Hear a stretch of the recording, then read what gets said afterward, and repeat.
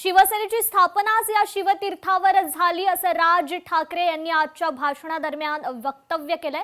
आज आमचे वडील अम्मा असायला हव्या होत्या, मुंबईसाठीचा आमचा लढा ते वरून पाहत असतील, असं हे भावनिक वक्तव्य खरं तर राज ठाकरेंनी केलंय। 20 वर्षांनंतर मी पहिल्यांदा युती करतोय, नाराज कार्यकर्त्यांची माफी मागतो, आपलेच आहेत परत येतील, आता जे सोबत आहेत ते उद्या कुठे जातील सांगता येत नाही, हिंदी सक्तीचा निर्णयही ही चाचपणी होती, असे अनेक मुद्दे खरं तर राज ठाकरे यांनी आजच्या भाषणादरम्यान मांडलेले आहेत। तुम्हीच नसाल, तुमचंच अस्तित्व नसेल, काय चाटाची आहे महानगरपालिका?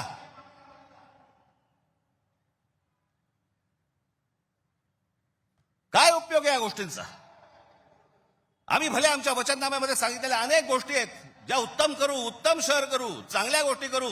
मला असं वाटतं उद्धव ठाकरे आपल्या भाषणामध्ये या गोष्टी सांगतीलच। अरे पण तुम्ही असायला पाहिजेत ना त्याच्यासाठी। तुमची काय किंमत करून ठेवली आहे लोकांनी? कोण महाराष्ट्रामधला मराठी माणूस पैसे फेकले की विकला जातो? ही आपली किंमत आणि ही बोली लावणारे कोण? आमचेच।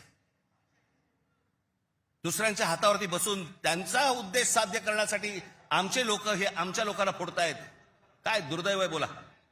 आज इतर राजकीय पक्षांमधले पण जे मराठी लोक आहेत, माझं त्यांनाही आव्हान आहे, सोडा ते सगळं, या मराठी माणसासाठी एक व्हा, या मुंबईसाठी एक व्हा, या महाराष्ट्रासाठी एक व्हा।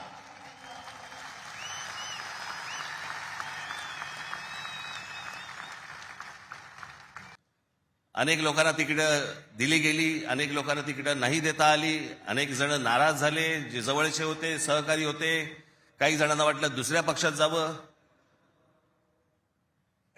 काही नाराज झाले, काही रागावले, काही गोष्टी झाल्या, होतात, त्याला काय आमच्या पण हातात काही गोष्टी नसतात। पण त्यांना दुखवणं हा काही आमचा हेतू नव्हता। पण तरी मी त्या सर्वांची, जर दुःखी झाले असतील, नाराज झाले असतील, त्या सर्वांची मी दिलगिरी व्यक्त करतो।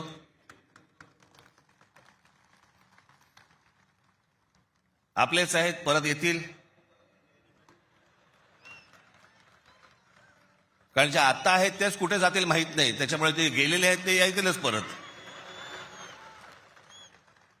अकोटमध्ये भाजपने MIMशी युती केली, बदलापूरमध्ये भाजपने काँग्रेस बरोबर युती केली। 66 जण बिनविरोध निवडून आले। बिनविरोध म्हणजे तिकडच्या मतदारांचा अधिकारच काढून टाकला। ते मतदारच नाही करू शकत। आज 66 आहेत। हे पुढे आकडे वाढत जाणार। त्याला कळलंय की काय प्रकारचे आपण कशा प्रकारे लोकांना विकत घेऊ शकतो। वाईट या गोष्टीचं वाटतं विकले जातात, पण ड्रग रॅकेट मधला एक माणूस, त्याला भारतीय जनता पक्षाने तिकीट दिलं तुमच्या नाकावर टिचून। तो एक आता बदलापूरला तुषार आपटे, बलात्काराच्या केसमधला आरोपी, बलात्काराच्या, सगळ्यांना माहिती आहे, नगरसेवक केले। लहान मुलींच्या वरती बलात्काराचा आरोप असलेला माणूस, त्याला भारतीय जनता पक्षाने नगरसेवक। आली कुठून हिंमत? अनेक अंगावर आले, त्यांना तुडवलेच ना। पण तुम्हाला ह्यांचा मास, या सगळ्या लोकांचा, सत्ताधाऱ्यांचा तुम्हाला उतरवायचा या निवडणुकीमध्ये। कुठेही बेसावध राहू नका।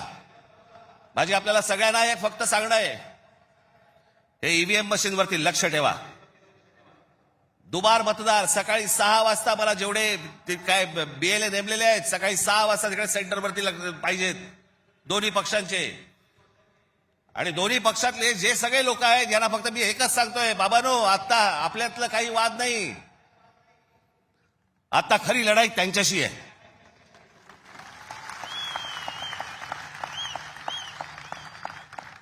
आपण भांडत राहावं हेच त्यांना पाहिजे। त्यांना जे हवं ते आपण नाही द्यायचंय, आपल्याला जे हवं तेच आपण केलं पाहिजे। आणि म्हणून तिकडे आपल्याला जाता एवढंच सांगेन की सतर्क राहा, बेसावध राहू नका. आणि जर दुबार मतदार जर तिकडे आला, सकाळी 7 वाजता फोडून काढा.